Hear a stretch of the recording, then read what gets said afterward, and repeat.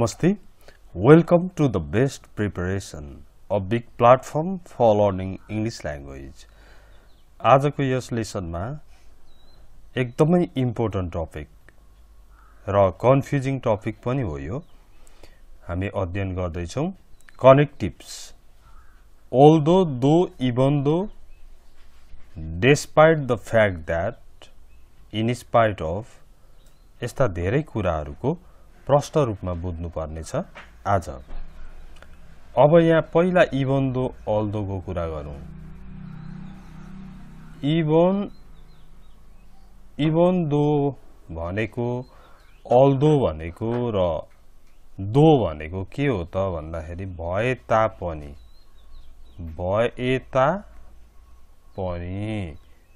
यद्यपि पनि भनिन्छ भए तापनि भनेको इभन दो हो अल्दो हो दो हो अनि डिस्पाइट द फ्याक्ट दैट भनेको चाहिँ के हो त डिस्पाइट द फ्याक्ट भनेको सत्य यो हुँदा हुँदै पनि सत्य यो भए पनि उस्तै मिनिङ लाग्छ तर प्रयोग धेरै पल्ट गरेपछि तपाईलाई आफैलाई थाहा हुन्छ यो डिस्पाइट द फ्याक्ट सत्य डट सत्य भए पनि यसको पछाडी त केही कुरा हुन्छ नि त त्यो सत्य भए पनि यस्तो भयो त्यो यसो हुँदा हुँदै पनि यस्तो भयो भन्ने खालकै मिनिङ यसमा लाग्छ अब एक्जाम्पलबाट मात्रै थाहा हुन्छ किनभने एक्ज्याक्ट नेपाली मिनिङ खासै हुँदैन के यद्यपि पनि भन्छ भए तापनि भन्छ कहिलेकाहीँ तापनि भन्ने खालको देखिन्छ डिस्पाइट द फ्याक्ट भन्ने पनि सत्य यो हुँदा हुँदै पनि भन्ने खालको लाग्छ यहाँ हेर्नुहोस् पहिला त यो बुझ्नुहोस् अनि कुरा हुन्छ the weather was extremely bad मौसम ज्यादै खराब थियो the pilot landed the plane safely पाइलटले प्लेन चाहिँ सुरक्षित तवरले ल्यान्ड गर्यो भनेपछि यसलाई हामीले जोड्नु पर्यो एडभान्स इंग्लिश बनाउन त अब एउटा के बुझ्नु पर्यो इभन दो को पछाडी पुरै सेन्टेन्स आउँछ मौसम एक्सट्रिमली ब्याड भए तापनि भन्नु पर्यो even though the weather was extremely bad okay even though एकपल्ट पेन चुज गरौं even though the weather was extremely bad the pilot landed the plane safely यानेरी even though ल्याएको छ अनि यही कुरा सारेको छ यसलाई तपाईले although लगाए पनि हुन्छ Although the weather was extremely bad, the pilot landed the plane safely.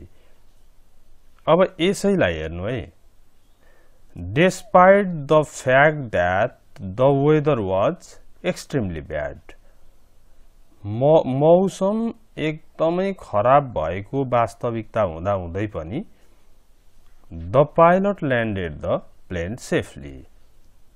Despite the fact that सत्य कुरा त के थियो भन्दा extremely bad थियो weather despite the fact that the weather was extremely bad the pilot landed the plane safely अझै अगाडि बढौं अब यसमा हेर्नुहोस् we study in the same college हामी एउटै कलेजमा पढ्छौं We hardly see each other. हामी एक अर्कालाई लगभग देख्दैनौं भने पनि हुन्छ हार्डली ले चाहिँ नेगेटिभ बनाउँछ एक अर्कालाई हामी देख्दा पनि देख्दैनौं हामी एउटै कलेजमा पढ्छौं हामी एक अर्कालाई मुस्किलले मात्रै देख्छौं भनेको सायद देख्दा पनि देख्दैनौं अब हेर्नु है although यही सार्ने हो Although we study in the same college, we hardly see each other. हामी एउटै कलेजमा अध्ययन गर्ने भए तापनि एक अर्कालाई मुस्किलले मात्रै देख्छौं मुस्किलले मात्रै भेट्छौं यो भयो। अनि अब यो डेस्पाइट पछाडि चाहिँ डेस्पाइट द फ्याक्ट द्याट भन्यो भने सेन्टेन्स आउँछ। डेस्पाइट मात्र लगाउनु भयो भने चाहिँ फेरि आइएनजी आउँछ। Despite studying in the same college we hardly see each other. एउटै कलेजमा पढे पनि हामी एकअर्कालाई मुस्किलले मात्र भेट्छौँ अथवा लगभग भेट्दैनौँ। ओके, अब अर्को हेर्दाखेरि सायद प्रष्ट हुन सक्छ। यहाँ हेर्नुहोस् त, यसमा आई ह्याड एन अम्ब्रेला, मसँग छाता थियो। आई गट वेट, म भिजेँ। हेर्नु त, छाता थियो, भिजेँ, अनएक्सपेक्टेड कुरा आयो नि। यस्तै बेला हो अल्दो दो इभन दोहरू आउने। Although I had an umbrella, मसँग छाता भए तापनि I got wet in the rain, म पानीमा रुजेँ, भिजेँ। अब इन स्पाइट अफ आयो। In spite of, in spite of भनेको चाहिँ हुँदा हुँदै पनि भन्ने, हुँदा हुँदै पनि। यसको मिनिङ हुँदा हुँदै पनि चाहिँ बढी मिल्छ, किनभने in spite of having an umbrella, छाता हुँदा हुँदै पनि I got wet in the rain, म पानीमा भिजेँ। छाता हुँदा हुँदै पनि पानीमा भिजेँ। मसँग छाता भए तापनि म पानीमा भिजेँ।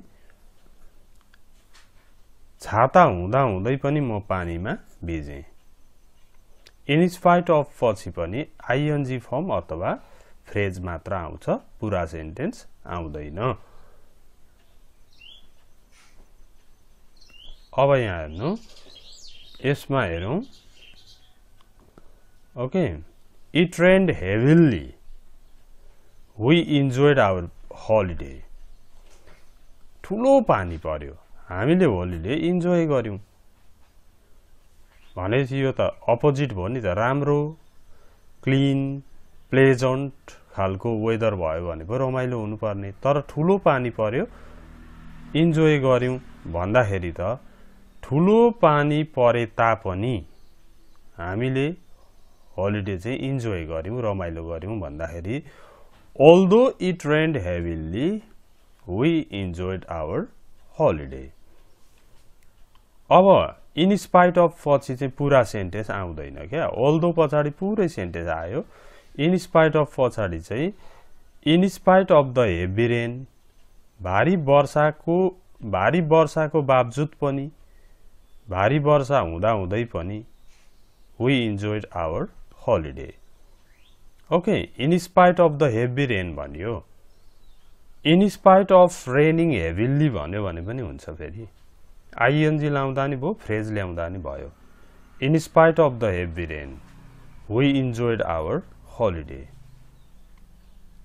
इन स्पाइट अफ को दोस्रो मिनिङ के रहेछ? इन स्पाइट अफ भनेको को बावजुद पनि, को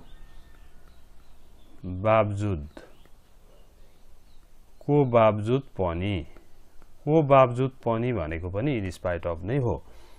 in spite of the heavy rain, भारी वर्षाको बावजुद पनि वी इन्जोयड आवर हलिडे, हामीले हाम्रो हलिडे चाहिँ इन्जोय गर्यौं। ओके, तपाईले यो च्यानल सब्स्क्राइब गर्नुभएको छैन भने अहिले नै सब्स्क्राइब बटन थिच्नुहोस् र नोटिफिकेसन बेल पनि अन गर्नुहोस्, ताकि मैले भिडियो राख्ने बित्तिकै तपाईकोमा नोटिफिकेसन आओस्।